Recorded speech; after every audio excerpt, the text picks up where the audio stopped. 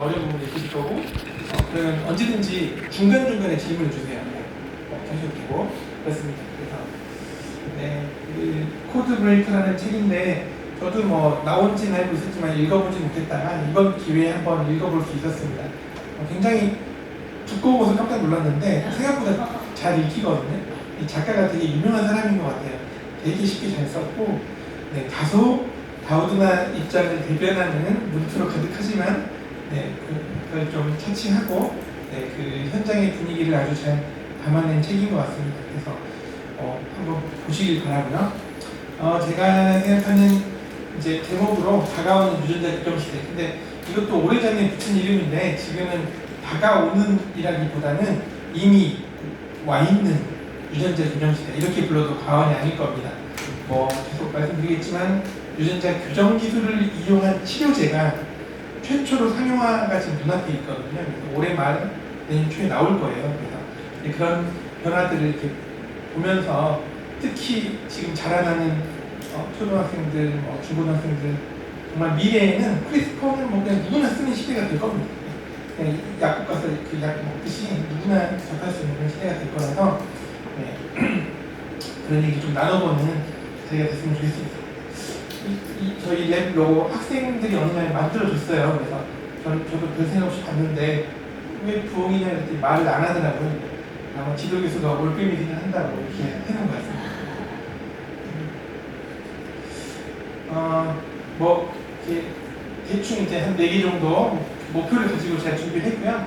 가장 기본적으로 DNA, RNA, 단백질, 세포 이 정도를 이제 이해하는 가장 기본적인 백그라운드가 있고, 그다음에 유전자학의 기술이 뭔가 이걸 이해하고, 그다음에 이제 지금 유전자 교정 치료제 지금 이름도 불명합니다. 기사를 찾아봐도 유전자 편집 치료제, 유전자 교정 치료제, 유전자 치료제 다양한 이름들이 있는데 그게서 어떻게 다른지 등등등을 좀 이해해보고, 마지막으로는 윤리적인 문제도 있어요. 그래서 이 부분까지도 다뤄볼 수 있으면 좋겠습니다.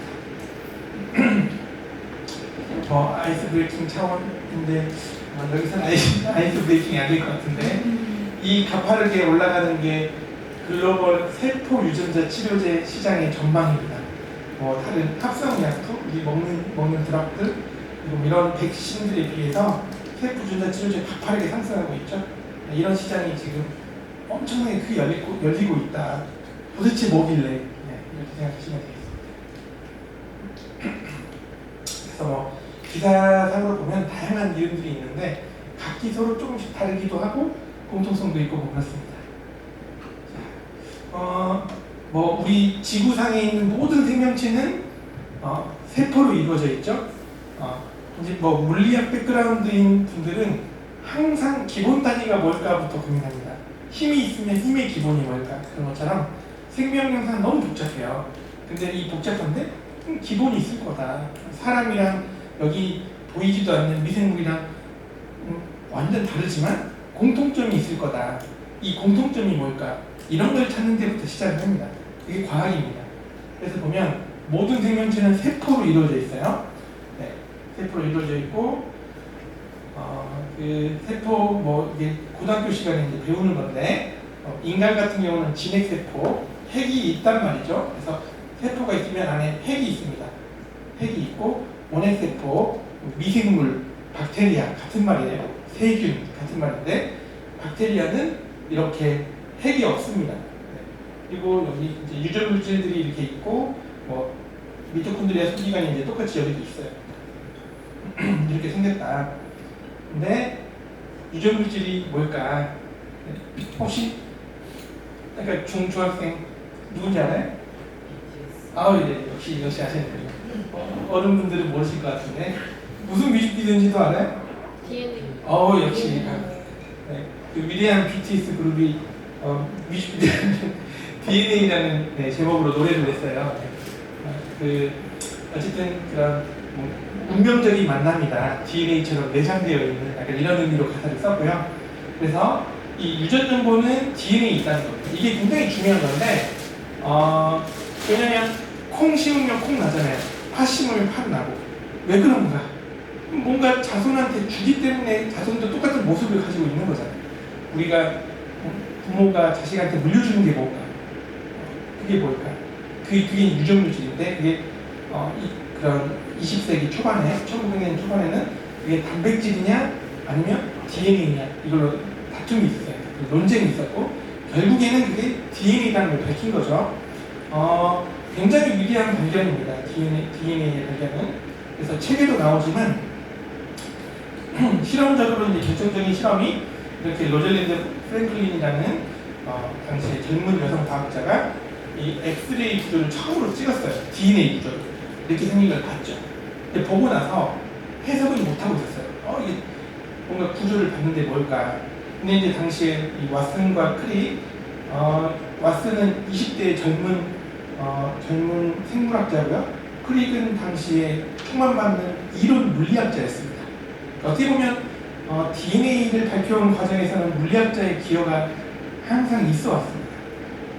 그래서 둘이 이 사진을 보고 이중나선이라는 걸 이렇게 그려낸 거예요. 뭐 컴퓨터가 있는 시대가 아니기 때문에 이걸 보고 힘을 이렇게 생성하고 수학으로 계산해가지고 손으로 그린 겁니다. 이런 모양을 띨 거예요. 그리고 네이처 잡지에 지금도 네이처가 최고 저널이지만 당시에도 최고 저널이었어요. 네이처 잡지에 이 사진 하나 딱 해놓고 한 장짜리 논문 하나 딱 씁니다. 그러고 노벨상 받은 거예요. 그래서 우리가 그런 20세기 위대한 발명 10개를 뽑아라 해서 항상 들어가는 그런 장면입니다. DNA가 유전물질이라는 것, DNA가 이중나선으로 생겼다는 것. 네, 그래서 그러고 나서 노벨상을 받았죠. 노벨상은 왓슨과 크릭 그리고 동료였던 프레드릭 윌킨스 이렇게 셋이 받았고요. 로잘린드 프랭클린 왜 못 받았냐? 여성이나 소외됐냐?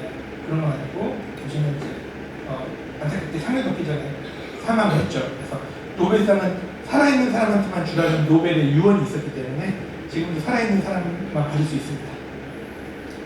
네, 그래서 이제 이 DNA의 구조를 처음 밝히고 나서 유전물질인 것까지는 알았는데 그럼 유전물질이 어떻게 발현되는가? 내가 이제 지금 뭐 고대 화석에서 쥐라기 공원을 이제 보신 분들 아시죠?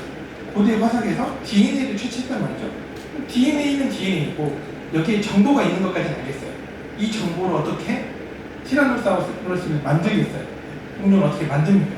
만드는 거는 이 DNA의 정보를 결국 해독하고 거기에서 어떤 정보들이 발현돼야 돼요.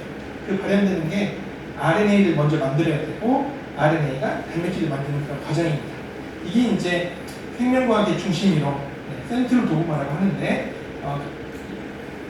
이게 밝혀짐으로써 이제는 현대 유전학, 그러니까 전통적인 유전학 말고 전통적인 유전학은 콩 심고 막 콩 교배하고 막 배웠던 멘델 유전학 그런 전통적인 유전학과 다르게 현대 유전학 그리고 현대 분자생물학이라는 분야가 태동했습니다. 그 분야가 만들어진 거예요. 이렇게 보시면 되고 굉장히 중요하다는 걸 아시겠죠? 이게 이제 큰 뿌리고 이 각각을 밝히는 것들이 전부 다 노벨상입니다.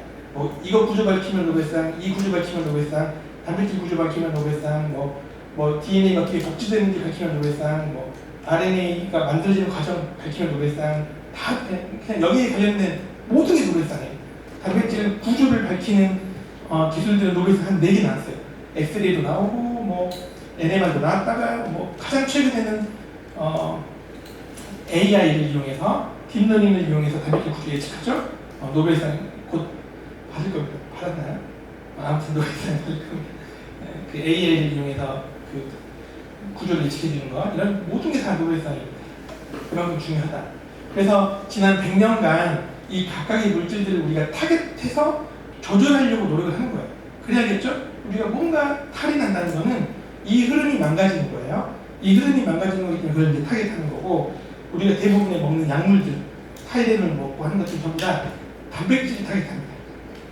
그리고 2000년대 와서는 RNA를 직접 타겟합니다. 간섭현상을 이용해서 마이크로 RNA 그리고 안티센스 올리고뉴클레오타이드라는 거 그리고 mRNA는 많이 익숙하시죠? mRNA 백신이 있어서 그래서 그 바이러스를 mRNA 형태로 집어넣는 거죠. 바이러스 껍데기를 그런 식으로 조절할 수가 있습니다. 그리고 오늘의 토픽인 유전자 강의는 DNA를 타겟하는 거예요. 그래서 DNA 서열을 직접 바꿔버리는 겁니다. 그런 유전자 편집에 대해서 얘기할 거예요. 그래서 다른 것들과는 사뭇 다른 특성이 있고요. 한번 DNA가 바뀌면 세포가 분열돼도 계속 성질이 따라가죠. 그러니까 반영구적입니다. 그런 특성이 있어요. 질문인데 인간은 약 40조 세포로 이루어져 있다고 알려져 있거든요. 그럼 이 세포 안에 있는 DNA는 유전 정보전에 같을까요? 다를까요? 네. 다를 것 같아요. 왜 다를 것 같아요?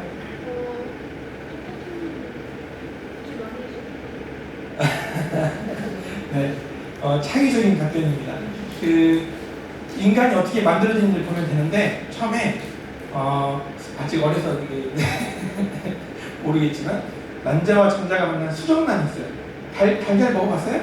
네, 달걀에서부터 닭 태어나는 거 봤어요? 네, 달걀은 하나죠. 하나의 달걀에서 닭이 만들어지잖아요. 닭은 세포가 똑같이 수족이 있을 텐데 일단 처음 시작은 하나의 세포예요. 하나의 세포가 분열해서 닭이 되잖아요. 그러니까 기본적으로 DNA는 다 똑같습니다. 그러니까 뭐 도둑 잡을 때 머리카락 채취해서 도둑 잡으나 뭐 어디 손에 있는 세포 채취하나 다 똑같거든요. 네, 안 그러면 도둑을 못 잡겠죠. 두 번째 질문은 그런데 이제 세포가 다 똑같고 DNA 다 똑같은데 어떤 세포는 이렇게 피부를 이루고 어떤 세포는 간을 이루고 어떤 세포는 이렇게 뭐 다른 조직을 만들고 다 너무 다르잖아요. 이게 어떻게 가능할까? 상상해 보세요. 네, 이게 어떻게 가능할까? 중학생?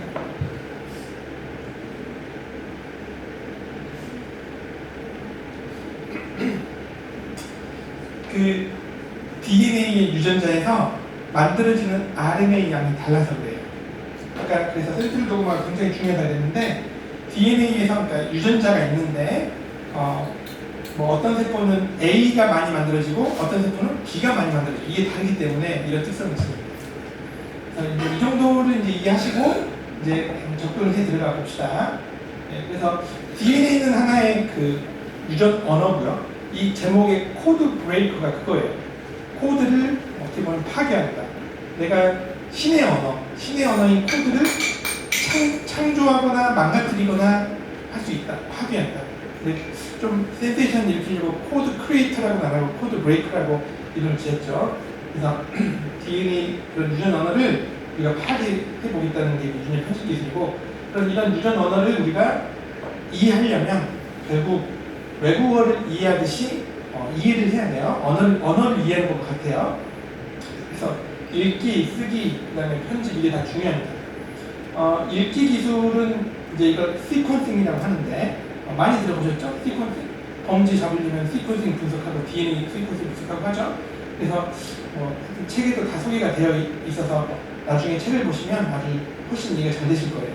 이렇게 인간의 30억 개 DNA를 처음으로 다 읽어보자는 프로젝트가 있었고 2000년대 초반에 완성이 됐습니다.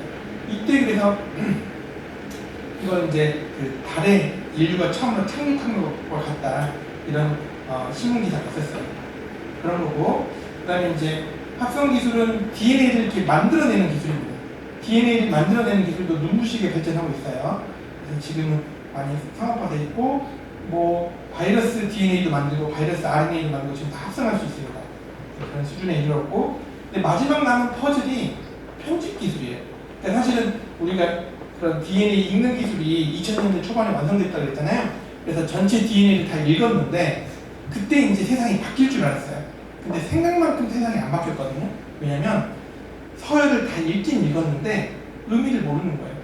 우리가 어떤 외국의 언어를 보고 소리내서 읽을 수는 있지만 문장 구조를 파악을 못하고 있는 것 같은 겁니다. 그래서 문장 구조를 파악하려면 어떻게 해야 되냐? 그러면 이 서열을 바꿔보고 이 서열을 없애보고 했더니 어떻게 되는지, 이 유전자를 없애보면 정상적으로 태어나는지 이런 걸 보면 되잖아요. 그럼 모든 행위가 다 유전자의 편집 기술입니다. 그래서 내가 서열을 바꿔서 그런 유전자를 이해하고 또는 병을 고치고 할 수 있는 모든 행위가 편집인 거예요. 근데 그게 엄청나게 어려웠고 지금도 믿기 어려울 정도인 거죠. 네, 그래서 인간은 30억 쌍이 있는데 그걸 가능하게 해준다. 이게 이게 이제 하나의 신뢰인데 고작 4,000개밖에 안 돼요. 근데 보시면 DNA, 실제 DNA, 인간의 DNA 제가 따온 거거든요. AGCT의 나열이에요. 이걸 딱 보고 아, 이 사람 성격이 어떻게 될 것 같아 알 수 있어요? 네. 근데 여기서 또 잘못된 게 있을 수 있어요. 잘못된 걸 내가 고치겠다. 고칠 수 있겠어요? 네. 근데 소문자 하나 있는데 소문자 찾을 수 있어요? 왜 도리도리 형님이 잘 보면 여기 있는데 소문자 잘못돼 있잖아요. 그러니까 이거를 내가 찾겠다. 근데 보면 CCGG구나. 그런 게 한두 개입니까? 네. 그러니까 어려워요. 그러니까 이걸 못했는데 지금은 할 수 있어요. 지금은 딱 하나 표적해서 저희만 딱 고칠 수 있어요. 그런 시대가 된 거예요. 그러니까 정말 세상이 바뀌고 있다 이렇게 말씀드리는 거고. 그래서 역사적인 맥락을 좀 볼 필요가 있어요. 그래서 그 사회자분께서 아까 담소 나누면서 잠깐 언급하셨는데 제한 요소라는 게 있습니다. 대학교 가면 제한 요소라는 게 생학 시간에 배울 거예요. 그래서 자연계에 이미 DNA를 인식해서 잘라주는 효소가 있어요. 힌드 3 또는 equal 5 이거는 이제 마지막은 로마자니까 숫자예요. 힌드 소마자 3 이렇게 있는 거죠. 네. 그래서 뭐 이런 애들 넣으면은 DNA가 이런 모양으로 잘립니다. 자연계에 이런 게 있어요. 처음으로 있다는 게 밝혀졌어요. 그럼 이걸 활용해 볼까요? 어떻게 활용할 수 있죠? 이런 동그란 플라스미드라는 DNA가 있으면 내가 원하는 곳을 이렇게 딱 잘라요. 싹둑 자른 다음에 다른 유전자를 여기다 넣어요. 그 다음에 풀로 이어붙이는 거죠. 그래서 이게 이제 재조합이라는 클로닝, 재조합 들어보셨어요? 유전자 재조합, 유전자 클로닝 이런 거. 그래서 이게 미생물이야, 세균, 박테리아 같은 말이라고 했죠. 박테리아에서 본인의 DNA가 있고 이 플라즈미드라는 원형 DNA가 있어요.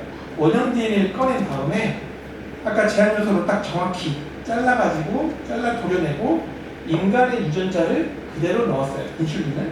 그리고 다시 세균에다 넣어주면 얘는 이 DNA에서 단백질을 만든다 그랬죠?